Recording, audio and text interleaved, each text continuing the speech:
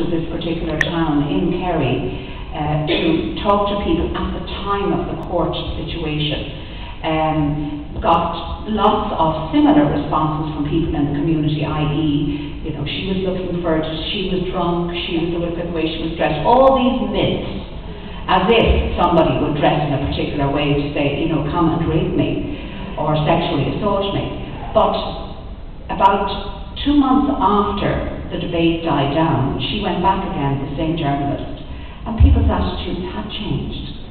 And I think that's really, you know, like we need more of that, and not obviously more of that type of thing happening, but we need more debate and public debate. Thanks. The woman in the second row here.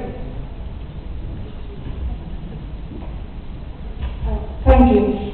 Yes, we talked a lot about the sex trafficking as being an organised crime, and you know, by its very nature, it has to publicise this service. You know, how are these men going to find prostitutes if they're not advertised? So, I mean, I'm wanting to know what do the police do about this? I mean, how many crackdowns do you get on these organised criminal?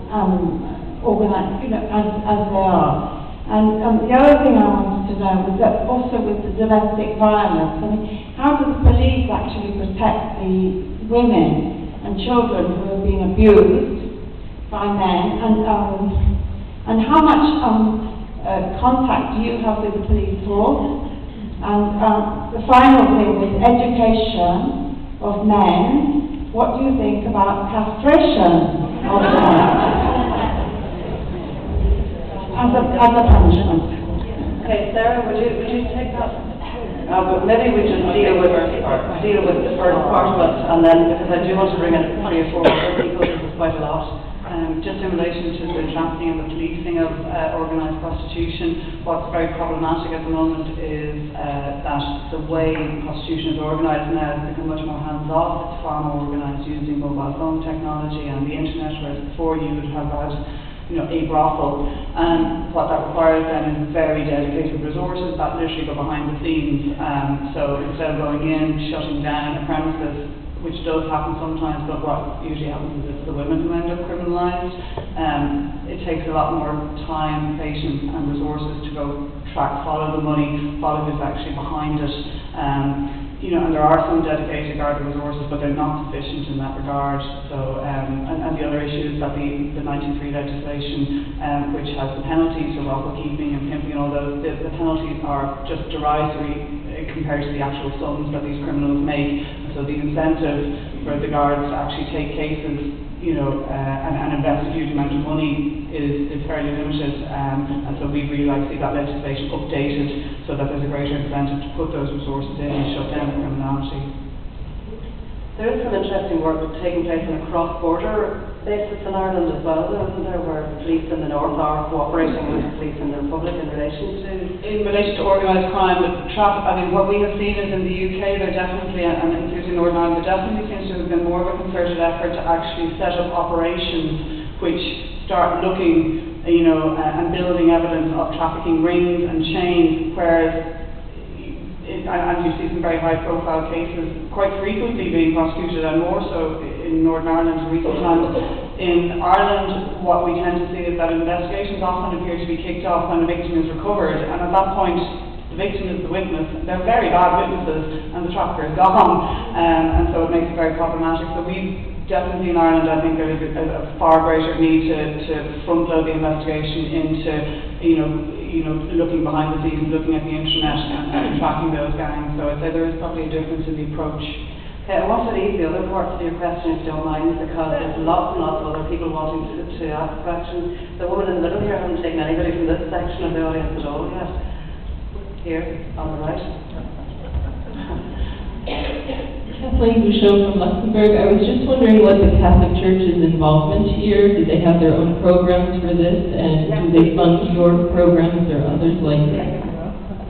Okay, that's an explosive question. I'm not sure who wants to take that one. Ivana, do you want to?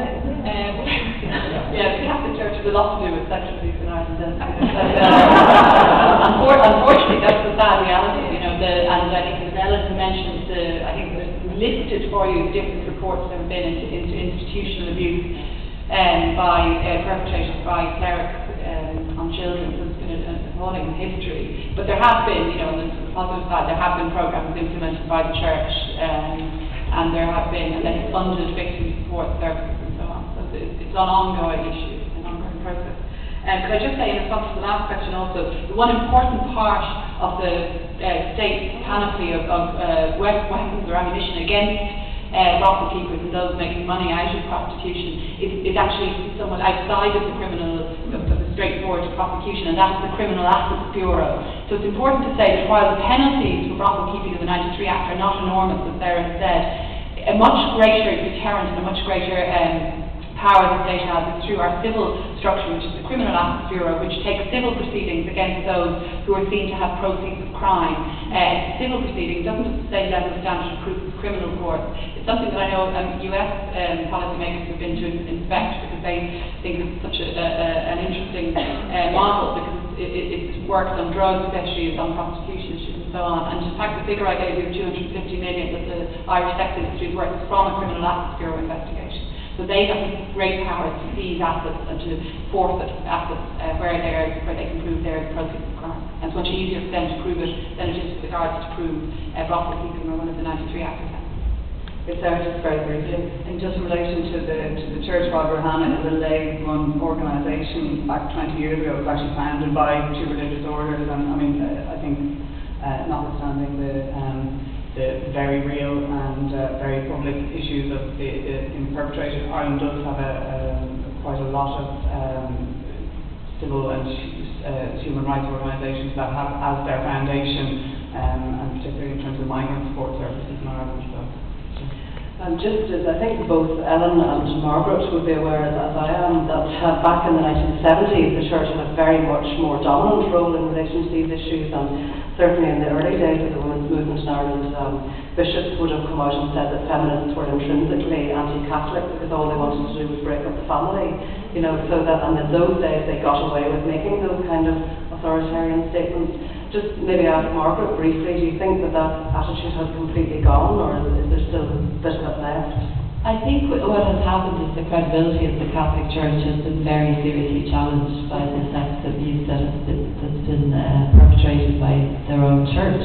And so therefore the social mores, if you like, that contained women, so that we would know, for example, that because there would be quite a lot of women who use the services of Women's Aid who would be in that older age group of 55 plus up to maybe 70 or even 80, and they would talk about how they would maybe opened up to their priest in confession and would be told that they were now married, that they more or less made their bed, they should lie in it, and that they had their duties to their husbands, etc. So I think that there has been a shift. That shift is actually happening at the moment. So I think for younger women, its authority has been challenged. But I think the connections between the state and the church are very endemic, I suppose, part of the history of our own state. So it's hard sometimes to see the influences, and I think what we would see as people who are working in the area of violence against women on the ground is very often that there can be very clear solutions, but there's very strong resistance, and it's not always evident, why that is. At the moment, of course, it's because all the time, whatever anybody wants to do, is because of the recession, and certainly the funds that would have been available in the past are no longer available.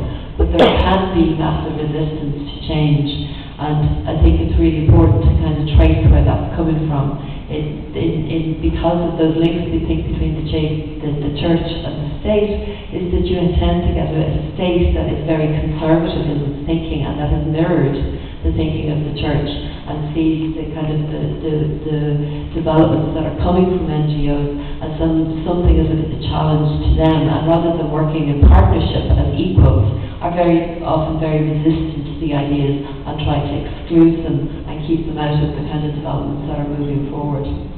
Thanks. Now, I'm just going to